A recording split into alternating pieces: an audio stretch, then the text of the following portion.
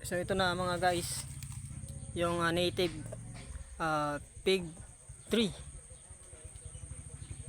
Ito po yung makikita po natin dito sa Pilipinas, sa ating pong bansa. Pero sa mga ibang bansa guys, yung kanila pong pig tree ay malalaki.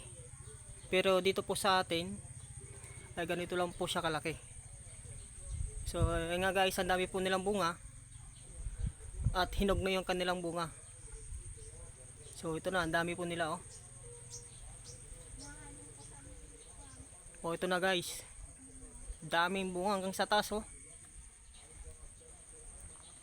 So pag meron po kayong ganitong puno at malapit po sa inyo po mga gripo, ay talaga pong matubig yung ating gripo. Kasi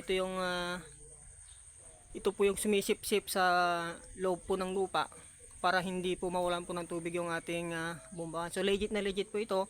Pag meron po tayong ganitong tanim at malapit sa bombahan, ay talaga pong hindi po mawawala yung tubig, at saka manamis-namis pa po yung ating tubig pag sa gripo.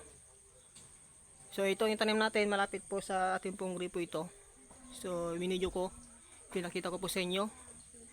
Ito yung tinatawag na native pig tree sa ating pong Pilipinas. So hinog na po silang lahat. So mag-example po tayo dito. Ito po yung kanyang klase.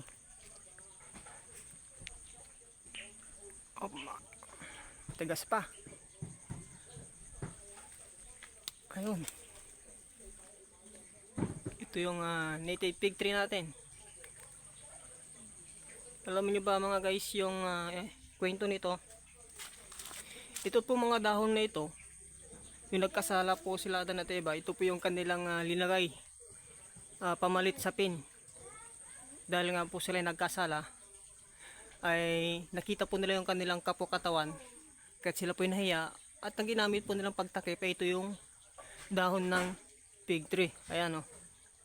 Pero sa ibang bansa po malalaki po yung kanilang dahon, pero dito sa ating pong Pilipinas ay malit lang po. So ito po yung ginamit nila. Ito yung tinatawag po nilang igos. Ayan. So nasa biblical po ito, itong igos.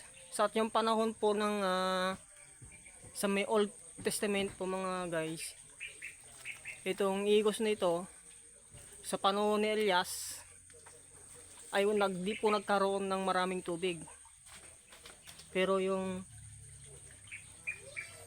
sa panahon ni Elias ay ilang buwan o ilang taon na hindi pumulan. Pero itong igos doon sa Lumang Tipan ay yun lang po yung bukod tanging nabuhay na puno.